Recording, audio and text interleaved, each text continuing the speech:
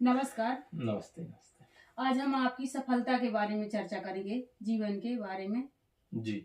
और जो पारिवारिक स्थिति, आर्थिक स्थिति कैसी रही, उसके बारे में चर्चा। देखिए यार, अगर मैं पारिवारिक स्थिति की बात करूं तो पारिवारिक स्थिति में हमारे जो माता पिता जी थे वो डेली वेजेस वाले जो मजदूर होते हैं इसकी अपन मतलब रोज बनी दिहाड़ी करते रोज कमाओ और बच्चों को खिलाओ पिलाओ। अपने घर की आर्थिक स्थिति उतनी मजबूत थी नहीं। हमारे गांव में हमारे जो गांव का व्यक्ति है वो 8 महीने जो रहता है ना वो रोजगार से जुड़ा रहता है, जो खेती किसानी से है कि भाई 4 महीने खरीफ की फसल है और 4 महीने रबी की फसल है और 4 महीने बेरोजगार होता है।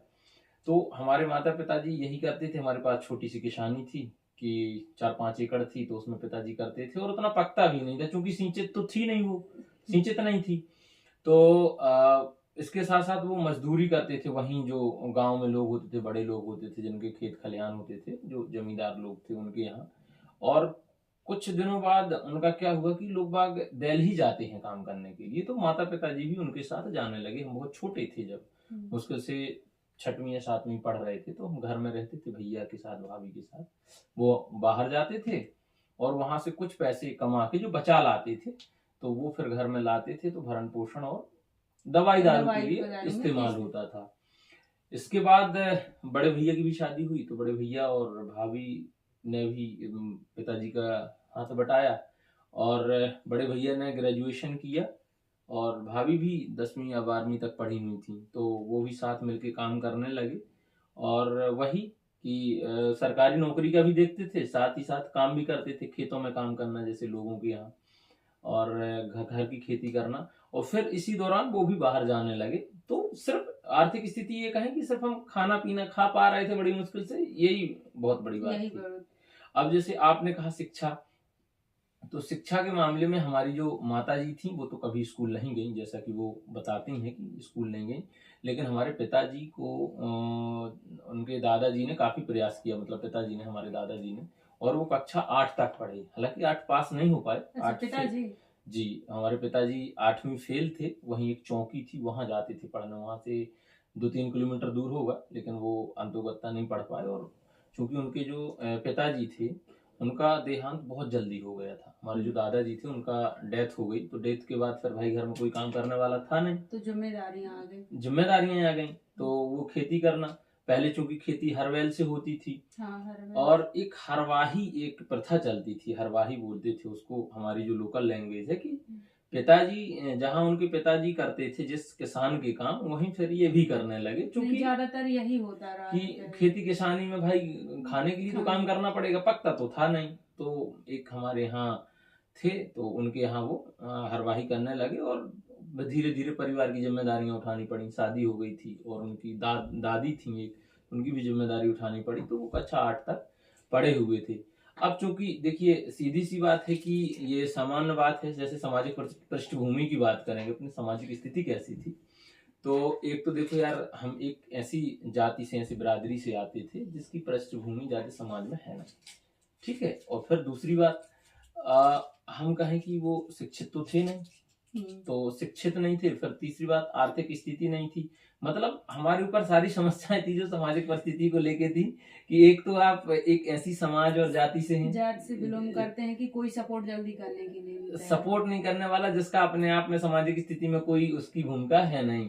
दूसरी बात, आपके पास शिक्षा नहीं है, जो आपको शिक्षा ऊपर ले जाएगी, तो शिक्षा नहीं है, तो वहां भी आपका कोई सपोर्ट नहीं हो। आर्थिक स्थिति भी नहीं थी कि भाई अगर आप आर्थिक रूप से हो तो कम से कम समाज के लोग आपका सपोर्ट करें, तो ठीक है। वो सामाजिक परिस्थितियां अभी नाजुक ही थी। कुल मिला के कहें कि चाहे वो आर्थिक हो, चाहे सामाजिक हो, चाहे शैक्षणिक हो, तीनों ही स्थितियों में हम लोग बिल्कुल जीरो के आसपास थे। हम एकदम जीरो नहीं कहेंगे, लेकिन जीरो के आसपास ही थे जी।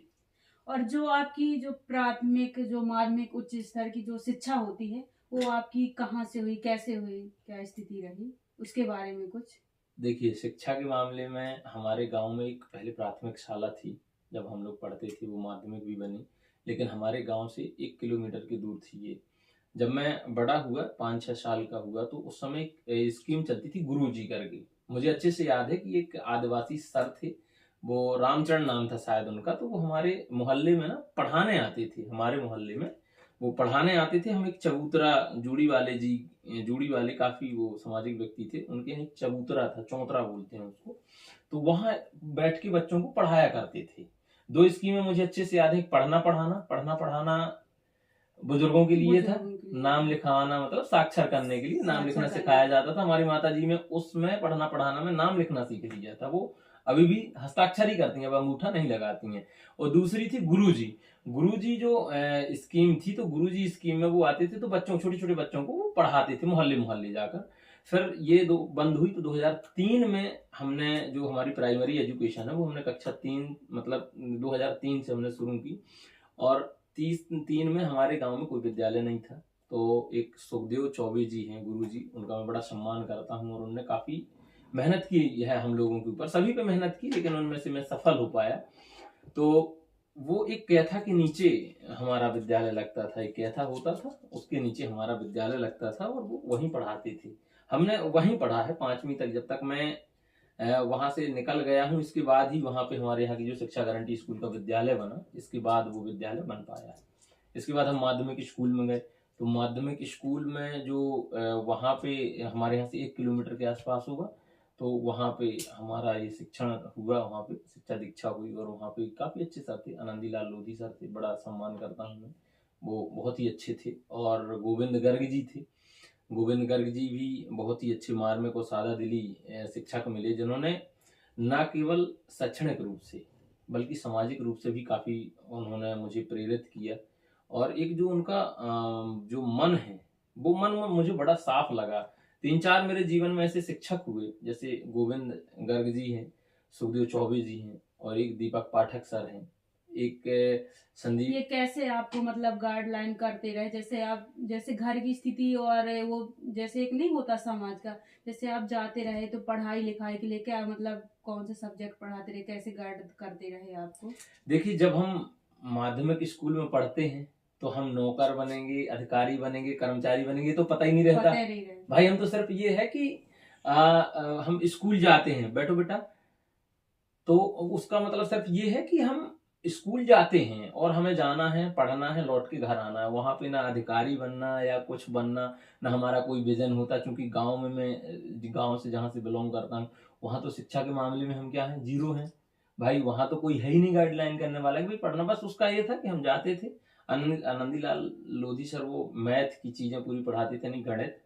और जो हमारे गोविंद गर्ग जी हैं, उन्होंने विज्ञान अच्छा पढ़ाया, और विज्ञान वहीं से मेरा साइंस पे इंटरेस्ट बढ़ गया। बड़ा सुंदर गाते भी हैं वो, तो हम उन्होंने घर भी बुलाया था जब हम सफल हुए इसके बाद।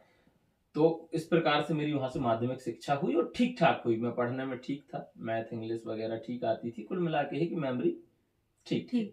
इसके बाद हम लोग गए गुनौर में एक जैन ट्रस्ट है, एक तरह का जैन की समितियां हैं, जैन लोगों की, अग्रवाल लोगों की। तो वो श्री विमल सागर के नाम से जाना जाता है, Digambar Jain higher secondary school. उसमें मेरा 9वीं में दाखिला हुआ, और वो चूंकि प्राइवेट था, तो पिताजी ने फिर देखा कि लड़के को जब इंटरेस्ट है पढ़ने में, तो उन्होंने वहाँ प्राइवेट में एडमिशन करवा दिया। बोले ठीक है, हम बनी मजदूरी करके वो फीस हम दे देंगे। इसके बाद मैंने 12th जो है वो एक्सीलेंस से की, फिर भी परिस्थितियां बिगड़ी, तो फिर एक्सीलेंस से मैंने 12th की, और मेरा अच्छा रहा स्कोर भी। 10th में ठीक रहा, 83 रहा मेरा, और 12th में भी मेरा ठीक ही रहा, 79 रहा, और एवरेज ऑल ओवर ठीक रहा। इसके बाद हम सागर चले गए। सागर में इंजीनियरिंग में, हाँ एक चीज और, कि जब हम 12th से निकलते हैं ना, तो हमें पता नहीं होता है कि हमें करना क्या है। और यहाँ पे बच्चों को काउंसलिंग की बहुत जरूरत होती है कि भाई वो बच्चा क्या करे। और सिर्फ काउंसलिंग ये नहीं कि उसमें एबिलिटी क्या है, उसमें ये इस बात का भी ध्यान रखा जाए कि परिवार की एबिलिटी क्या है, भाई परिवार आर्थिक रूप से कैसा है, भाई इस बात का तो ध्यान हो। बड़े भाई अगर आप प्राइवेट एजुकेशन ले रहे हो तो उसमें पैसे तो खर्च होते हैं, भाई आपको रूम में लेके रहना है। अब मैं जब दोस्तों के साथ मैंने एंट्रेंस दिया, तो वो मैंने बड़ा प्यारा एंट्रेंस दिया था, फॉरेंसिक साइंस के लिए एंट्रेंस दिया था मैंने यूटीडी में, और मेरा हो भी गया था। यूटीडी यानी डॉक्टर हरी सिंह गौर विश्वविद्यालय में, मेरा उसमें हो भी गया, फर्स्ट ही काउंसलिंग में हो गया था। लेकिन बीच में मुझे एक व्यक्ति मिले और उन्होंने बड़ा मुझे भ्रमित कर दिया इंजीनियरिंग के लिए। तो जब उन्होंने भ्रमित किया कि इंजीनियरिंग में बहुत सारी, उसने बताया ये है वो है फलान ढिकान, और मुझे गुमराह कर दिया, तो मैंने उसमें एडमिशन नहीं लिया। मैंने फिर जाके सागर की जो एसबीएन आईटी है, जो एसबीएन आईटी है, तो उस एसबीएन आईटी में मैंने जाके एडमिशन ले लिया, मतलब इंजीनियरिंग करने के लिए इलेक्ट्रॉनिक कम्युनिकेशन से, जबकि मुझे पता ही नहीं कि इंजीनियरिंग क्या है, इंजीनियरिंग का स्कोप क्या है, इसमें पढ़ाई कैसी होती है, मीडियम क्या है, मुझे कुछ भी नहीं पता। अब चूंकि मेरी अगर 12th के बाद काउंसलिंग होती तो मुझे पता रहता, भाई मुझे कोई शिक्षक बताता ना कि भाई आपको ये करना है, ये के लिए पात्र, आप होशियार हो तो इंजीनियरिंग हो। क्योंकि दुर्भाग्य की बात यह है कि मैंने इंजीनियरिंग की और मैंने वो भी नहीं किया, इसका उस समय होता था उसका एग्जाम, पीईटी टेस्ट, पीईटी का टेस्ट होता था इंजीनियरिंग के लिए, लेकिन मैंने नहीं दिया क्योंकि मुझे किसी ने बताया नहीं कि इंजीनियरिंग का टेस्ट भी होता है। इसके बाद मैंने वहां से फिर 4 सालों में इंजीनियरिंग कर ली, और इंजीनियरिंग के बाद फिर सफल रहा। इंजीनियरिंग कैसी रही आपकी, जैसे वहाँ की पढ़ाई के लिए और क्या क्या रहा? जैसे इंजीनियरिंग ठीक रही, क्योंकि मैं हिंदी मीडियम से इंग्लिश मीडियम में गया। यहाँ मैंने हिंदी मीडियम सारी चीजें पढ़ी, वही हिंदी रहती, वहाँ पूरा इंग्लिश में रहता है, तो थोड़ा सा 1 साल लैंग्वेज वेरियर बना। 1 साल बहुत कठिनाई होती थी, क्योंकि हमें वो भाषा ही समझ में नहीं आती थी। तो हम उसको क्या करते थे कि वहाँ पढ़ाया जाता था और फिर हम उसको घर आके पढ़ते थे। हमें वीडियो देखना पड़ता था कई बार हिंदी इंग्लिश के, और हिंदी स्पीकिंग इंग्लिश वगैरह हमने फिर की, वहाँ पे तैयारियां की, हालांकि कहीं कोचिंग नहीं की। अब चूंकि जो सब्जेक्ट में दिक्कत थी तो हमने वो पढ़ा, फिर उसका हिंदी लिखा, फिर पढ़ा, हिंदी पढ़ा, तो फिर वो चीजें टेक्निकल टर्म्स छोड़ के बाकी चीजें आ गई। चूंकि इंग्लिश सारी सामान एक ही है, उसमें सामान ग्रामेटिकल तो एक ही है, सिर्फ टेक्निकल टर्म्स समझ में नहीं आए तो वो लास्ट तक नहीं आए, वो तो फिर हमें देखना ही पड़ता था कि इसका मतलब क्या है। अब जैसे माइनिंग है, एक बार आपको दिमाग में रट गया कि माइनिंग का मतलब ये होता है, मैन्युफैक्चरिंग का मतलब ये होता है, डायोड हमने ऑलरेडी पहले से पढ़े हुए थे, इलेक्ट्रॉनिक मेरी कम्युनिकेशन थी, तो उसमें एक लैंग्वेज वेरियर बना कुछ समय के लिए, बाकी ठीक था, कोई ज्यादा समस्या नहीं आई और कवर कर लिया, मेरी इंग्लिश ठीक थी जी। और इंजीनियरिंग जैसे आप कितने साल में पूरी हो गई? आप इंजीनियरिंग में जैसे कॉलेज जाने लगो, तो कॉलेज जाने के बाद 1 आध साल रहता है जैसे, तो फ्रेंडों का नहीं रहता है, लड़कों लड़की जो फ्रेंड होता है, फिर उसी समय आदमी प्यार यार की उसमें पड़ जाता है, तो आपका कैसा रहा? देखो यार, मैं ये कहूँ कि इंजीनियरिंग में जैसे 4 साल की होती है, तो जो ज्यादा होशियार होगा वही 4 साल में पूरा कर ले, नहीं तो उसको 5 से 6 साल लग ही जाते हैं इंजीनियरिंग करने में। नहीं ठीक है, जनरली लोग 4 साल में कर लेते हैं, और फिर रही बात की 5 से 6 साल वाली बात, तो वो तो कोई ज्यादा ही वहां जाके फालतू की चीजों में इन्वॉल्व हो जाएगा, तो वो 5-6 साल लगाएगा, वरना तो 4 साल में लगभग लगभग हो जाती है।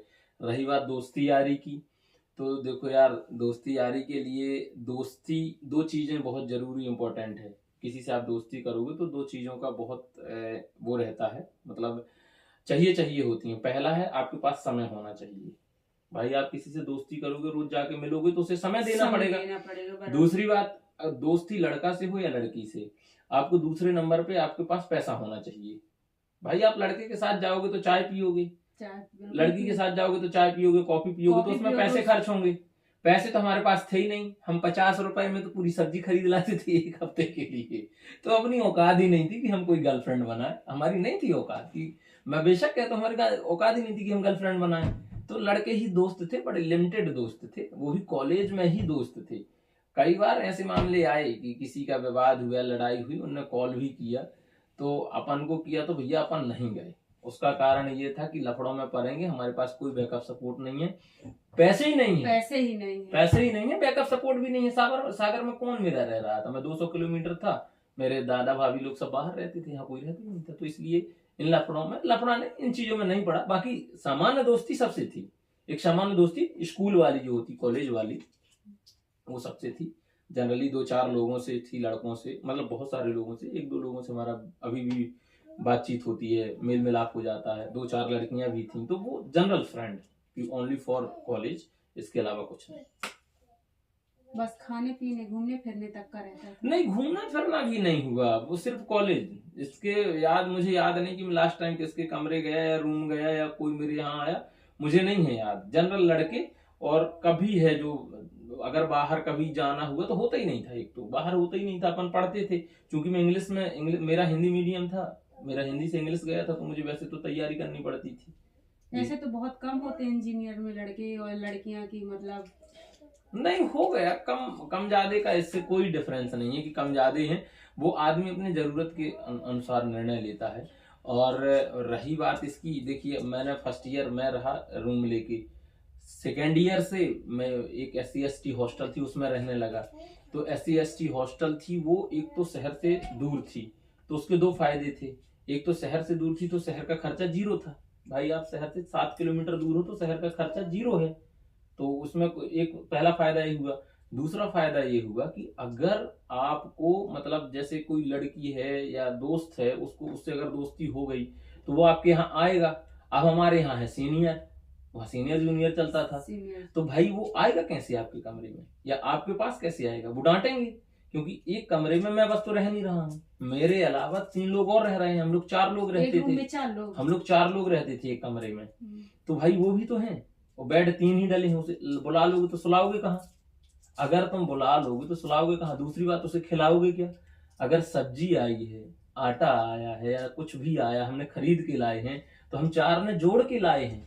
समझ रहे हो? 50-50 रुपए जब हम इकट्ठा करेंगे तो 200 रुपए की हम सब्जी लाएंगे या 200 रुपए का हम राशन लाएंगे, तब हम खाना बनाएंगे। तो जनरली किसी के फ्रेंड नहीं आते थे, मेरे बस नहीं, जनरली वहां पे हॉस्टल में किसी के फ्रेंड नहीं आते थे, बहुत कम लोगों के आते थे। और इसके बाद हम लोग करने लगे तैयारी। मुझे लगता है कि मैं जैसे मेरा सेकेंड ईयर खत्म हुआ तो हमारे वहाँ सीनियर लोग करते थे तैयारी, तो अपन को भी लगा कि भाई अब हम क्या करें, तो हम भी उन्हीं के साथ करने लगे, पढ़ने लगे। अच्छा, कॉलेज के साथ साथ तैयारी करने लगे आप? हाँ, मैं सेकेंड ईयर था, मेरा लास्ट था। फर्स्ट ईयर में बाहर रहा, सेकेंड ईयर से जैसे हॉस्टल में गया, थर्ड ईयर से मैंने तैयारी लगभग शुरू कर दी। तैयारी इन द सेंस जैसे न्यूज़पेपर पढ़ना और नोट्स पढ़ना। और कॉलेज जो कोचिंग, तो मैं वैसे कोई पेड कोचिंग कभी गया नहीं। और वहाँ पे एक वो थी, एक सिरोंजा में चलती थी जो SC ST के छात्रों के लिए थी। तो वो उस निःशुल्क थी? हाँ, निःशुल्क थी। वो मध्य प्रदेश सरकार की तरफ से चलाया जाता है। उसमें शिक्षक आते हैं, तो वो शिक्षक पढ़ाते थे, तो उसी में जाने लगा था। मैं थर्ड ईयर से जाने लगा था, थर्ड ईयर गया, फोर्थ ईयर गया, और फोर्थ ईयर के बाद मेरा सिलेक्शन हो गया। तो इस दौरान ना ये दोस्ती प्यार मोहब्बत के लिए उतना ज्यादा वक्त मिला नहीं कि भाई हम करें, सोचें। और अगर कभी सोचा भी तो पैसे नहीं, पैसा भी तो एक विषय है। और दूसरी और भी कई विषय हैं अपने आप में कि भाई ये विषय रहा कि भाई हमारे पास ये चीजें नहीं है तो हमने नहीं किया जी। और जैसे आप जो सफलता का योगदान जैसे उसका रहा, तो कैसा रहा आपकी सफलता में योगदान, किन किन लोगों का रहा? देखिए यार, सफलता में अगर हम योगदान की बात करें तो पहला योगदान तो देखिए हमारे माता पिता का रहा कि माता पिता ने हमें इतनी कठिन परिस्थितियों में रहते हुए, मजदूरी करते हुए, किसानी करते हुए और बाहर जा जा के हमें पैसे दिए पढ़ने के लिए। तो प्रथम योगदान तो माता पिता का, मतलब मैं श्रेय है, मेरे लिए श्रद्धेय है, पूजनीय है वो। और फिर दूसरा योगदान रहा मेरे शिक्षकों का कि मुझे हर एक साल साल दर साल अच्छे अच्छे शिक्षक मिलते गए, जिन्होंने न केवल शिक्षा के रूप में मुझे पढ़ाया बल्कि बल्कि संस्कारों के रूप में भी मुझे प्रभावित किया। एक होता है शिक्षा, एक होता है संस्कार। तो शिक्षा तो उन्होंने दी ही दी। जैसे मैं प्राइमरी एजुकेशन की बात करूं तो सुखदेव चौबे जी हैं जो अभी भी शिक्षक हैं। तो उन्होंने पढ़ाया, लेकिन उन्होंने उनके जो संस्कार थे उनकी चर्चा होती थी हमारे घर में कि मतलब क्या क्या संस्कार हैं। कभी किसी को गलत नहीं बोलना है, बड़े प्यार से बोलना है, बेटा भैया कह के कहना है। तो एक था वो लड़ाई झगड़े से, विवाद से बड़ा दूर रहते थे। हम भी कोशिश करते थे कि लड़ाई झगड़े दूर रहें। फिर हम यहाँ आए तो इतना मीठा बोलते थे गोविंद गर्ग जी की हम क्या बताएं। और जैसे आनंदीलाल लोधी जी थे, वो गणित इंग्लिश तो पढ़ाते थे लेकिन उनका अनुशासन बहुत अच्छा था। मतलब अनुशासन के प्रति उन्होंने मुझे अंदर तक इस चीज को वो किया कि हमें अनुशासित कैसे रहना है। फिर मैं तो उनका बहुत बड़ा योगदान है। वैसे तो सारे शिक्षकों का योगदान है, लेकिन उसके बाद हमारे जैसे ये शिक्षक मैंने बताए, मैं जब वहां गया तो वहां एक राम अवतार पांडे थे और हिंदी पढ़ाते थे। उनकी जो बात करने का लहजा था वो गजब भाया मुझे। मैं पढ़ता सब था, गणित में संदीप रेखवार सर ने बहुत कम मुझे पढ़ाया विमल सागर में, मुश्किल से 4 से 5 महीने, लेकिन वो गजब भाई मुझे। तो मतलब ना केवल शिक्षा के मैथ अच्छी पढ़ाते थे, वो मैथ अच्छी पढ़ाते थे। वो एक एकेडमिक नॉलेज है, एक होता ना, एक होता है शैक्षणिक योग्यता, एक होती है संस्कार की योग्यता। तो उन्होंने शैक्षणिक योग्यता के इतर जाके मुझे मतलब संस्कार के रूप में मुझे उन्होंने प्रभावित किया। वहीं पे एक कोचिंग में पढ़ता था, वो दीपक पाठक सर के यहाँ। दीपक पाठक सर ने भी मुझे मुझे बहुत प्रभावित किया, मतलब ना केवल सब्जेक्ट में, एकेडमिक नॉलेज में, बल्कि उनके जो सोशल नॉलेज रहा उनका, और जो उनकी समझ रही, उनने गजब प्रभावित किया। वो बहुत शानदार थे, वो कभी भी उनका बैच खाली नहीं रहता था, एकदम फुल भरा रहता था। और दूसरी बात उनकी एक और अच्छी लगी मुझे कि हमारे पास पैसे होते नहीं थे कोचिंग के पैसे देने की, तो वो मुझे ही नहीं, वो किसी भी व्यक्ति को प्रेशराइज नहीं करते थे पैसे देने के लिए। मतलब ये नहीं कहते कि नहीं पैसे लाओ, पैसे लाओ, पैसे दो, वो उनका काम। उनने कहा था कि उनका, मैंने एक बार स्टेटमेंट सुना था कि मेरा काम पढ़ाना है, और वो चूंकि गवर्नमेंट टीचर भी थे, तो उन्होंने कहा मेरा काम है पढ़ाना, मैं आपको पढ़ा दे रहा हूँ, और आपके पास जैसे जितने होते जाए तो वो दे देना, उसकी कोई समस्या नहीं है, लेकिन आप पढ़ने आओ। उनका मतलब ये था कि पढ़ने आओ आप। और वो शौक से पढ़ाते थे, सुबह 8 बजे आ जाते थे, 8:30 बजे, फिर वो 10 बजे तक खत्म करके फिर वो पढ़ाने जाते थे, वहां से कम 30 से 40 किलोमीटर दूर। तो ना केवल एकेडमिक था उनका, मतलब एक जो था कि भाई उनने सोशल जो उनका नॉलेज था उसके रूप में, संस्कार के रूप में बहुत मुझे प्रभावित किया। ऐसे ही कॉलेज में भी हुआ। कॉलेज में एक ऋषि सर थे, उन्होंने बड़ा मुझे, एक देवलिया सर और एक ऋषि सर थे, उन्होंने गजब प्रभावित किया। और फिर एक Anamika ma'am, 3rd year last year में वो थी मैम, उन्होंने गजब प्रभावित किया। मैं जब एसआई बनने के बाद गया तो उन्हें तो यकीन ही नहीं हुआ कि यार तुम कैसे बन गए। तो मैंने कहा मैम बस आपका आशीर्वाद है। तो कहे नहीं, मेहनत तो तुम करते थे, लेकिन इतनी मेहनत करते थे मुझे यकीन ही नहीं है। तो उन्होंने बहुत प्रभावित किया, समझाते भी थे, कॉलेज टाइम पे थे। उनने एक दत्ता सर थे वहां पे कॉलेज में, कुछ नाम था मुझे याद नहीं, प्रॉक्टर थे वो।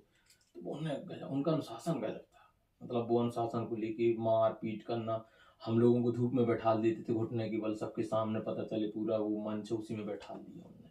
तो वो चीज, मतलब शिक्षकों का बड़ा योगदान रहा मेरे जीवन में। फिर अगर मैं शिक्षक के बाद अगर किसी का तीसरा मैं नाम दूं, तो वो फिर आते हैं जिन्होंने स्पॉन्सर किया मुझे, मतलब पैसे दिए। भाई मेरे पिताजी के पास पैसे होते थे नहीं थे, तो वो पिताजी हर किसी के पास जाते थे पैसे मांग के, फिर वो मुझे देते थे, बाद में मजदूरी करके वो उसे दे देते थे। तो ऐसे कई नाम हैं, जैसे मेरे गांव में हैं, जैसे हमारे ही कुट फिर वही ब्याज में देते रहे होंगे। हाँ, ब्याज तो बहुत टाइट लेते थे, ब्याज शायद 3 रुपए 5 रुपए सैकड़ा होती थी, मुझे नहीं है पता, लेकिन और फिक्स करते रहे होंगे कितने महीने में, मतलब इतने साल में देने के लिए, कि ऐसा नहीं था?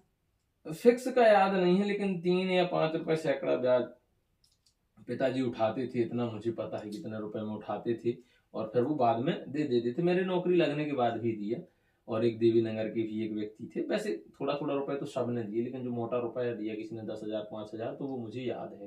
हमारे एक विकलांग हैं, जुगल किशोर नाम है, उनने भी काफी मदद की हमारी, मतलब पैसे से लेके। और गांव में हमारे यहाँ बहुत सारे ब्राह्मण परिवार हैं, तो ब्राह्मण परिवारों ने भी पैसे दिए, जिसके पास गए जिससे जितना मांग लिया तो वो पैसे दिए। तो कई लोग ऐसे हैं जिनका जीवन में अपना बड़ा श्रेय रहा है वहां से भी, शिक्षा के रूप उसके रूप में। फिर हल्का फुल्का उन सारे लोगों का जो मेरा हित अहित चाहते हैं। आपने भी काफी मदद की बातचीत के दौरान या किसी भी प्रकार से, तो आपका भी योगदान रहा है मेरी सफलता में जी। और ये सफलता के साथ जैसे प्रेम विवाह कैसा रहा, क्या कहना चाहेंगे शादी के लिए?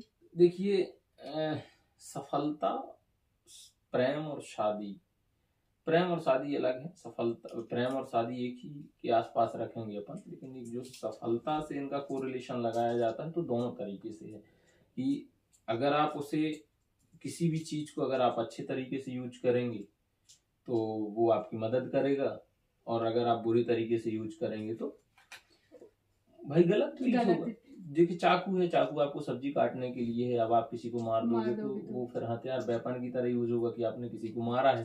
तो जो प्रेम है, तो प्रेम तो मैं ऐसे डायरेक्ट नहीं कहूंगा कि प्रेम एकदम हुआ है, लेकिन हाँ ठीक है था, तो चीजें ठीक थी। और फिर विवाह हो गया तो भी ठीक रहा भाई, थोड़ा बहुत था, चीन परिचय थी भाई, और शादी भी हो गई, तो ठीक है, दोनों का सामंजस्य ठीक रहा। और सफलता मैं ये आपको सपोर्ट करती हूँ, आपको पीछे नहीं ले जाती हैं, ये मेरा मानना है कि भाई आप के लिए सफलता में सपोर्ट ही करेंगे, वो आपका नुकसान क्यों करेंगे। प्रेम तो बड़ी पवित्र चीज है, विवाह जीवन का एक बड़ा ही अच्छा संस्कार है, तो वो आपको नुकसान नहीं करेगा, फायदा ही करता है जी। और जैसे ये ड्यूटी के दौरान क्या क्या है आपके मतलब जैसे कठिनाइयाँ चेंजेस नहीं होती हो क्या कुछ इसके बारे में क्या कहना? देखो यार, पुलिस की नौकरी है तो ये त्याग के ऊपर तो है ही है, पहली बात तो ये है। दूसरी बात, पुलिस की ड्यूटी जो है वो 24/7 है, ठीक, दिन रात चलती है। तो ये चैलेंजेस हैं जो कि वो प्रोफेशनल चैलेंजेस हैं, और चाहे वो इसकी छुट्टी को लेके हो, आप जैसे एक सिविल की जॉब करेंगे, एक पुलिस में करेंगे, तो वैसी छुट्टियां नहीं है। ऐसा तो है नहीं कि संडे बंद रहेगा भाई, होली दिवाली आई तो आपकी छुट्टियां रहेंगी, बड़े दिन की छुट्टियां रहेंगी, ऐसा तो है नहीं है इसमें। उसमें आपका ये 24 घंटा मान लो, और कोई संडे और कोई कोई त्योहार नहीं, ऐसा कुछ नहीं रहता, संडे वनडे नहीं रहता। बाकी हाँ, ये है कि छुट्टी का आवेदन करना पड़ता है, छुट्टी आवेदन के बाद वरिष्ठ अधिकारी स्वीकृति समय समय पे करते हैं, तो वो स्वीकृति के बाद अपन छुट्टी जाते हैं। लेकिन सिविल जैसी इसमें आज़ादी नहीं है कि जैसे अभी छपई था शायद पे 2-4 दिन पहले न्यूज पे मैंने देखा कि लगभग 5 से 6 महीने की छुट्टियां ही हैं, जिसमें सैटरडे मिला लो, आप संडे मिला लो, हाँ, त्योहार मिला लो, और फिर उनकी CL, EL और SPL सब मिला लो। तो इसमें पुलिस में इतना नहीं है, पुलिस में तो कुछ एक लिमिटेड छुट्टियां जो मिलती हैं। रही बात चैलेंजेस, अब देखिए जैसे ठंड गर्मी है और ये सारी चीजें हैं, तो इसमें ड्यूटी करना तो चैलेंज तो है ही है। अब कहते हैं कि जब लोगों की खत्म होती है, पुलिस की वहां से शुरू होती है। भाई रात में लोगों की खत्म होती है, पुलिस की वहीं से शुरू होती है। भाई रात में ज्यादा आपको एक्टिव रहना है, दिन में तो लोग बागों की चहल पहल रहती है तो कम है। और मेरा चूंकि SAF में है तो उतनी तो टफ नहीं है, लेकिन हाँ थोड़ी सी कठिनाई तो है जी। और जैसे अब ड्यूटी के दौरान आपकी जिंदगी में भी तो कुछ बदलाव आए होंगे? हाँ, ड्यूटी के दौरान देखिए आप सफल हो जाते हैं तो आपके जीवन एक अनुशासित जीवन रखना पड़ता है आपको, कि भाई आपको ड्यूटी जाना है, लोगों से मिलना है, बातचीत करना है, आपको बड़ा ब्रॉड माइंड रहना है।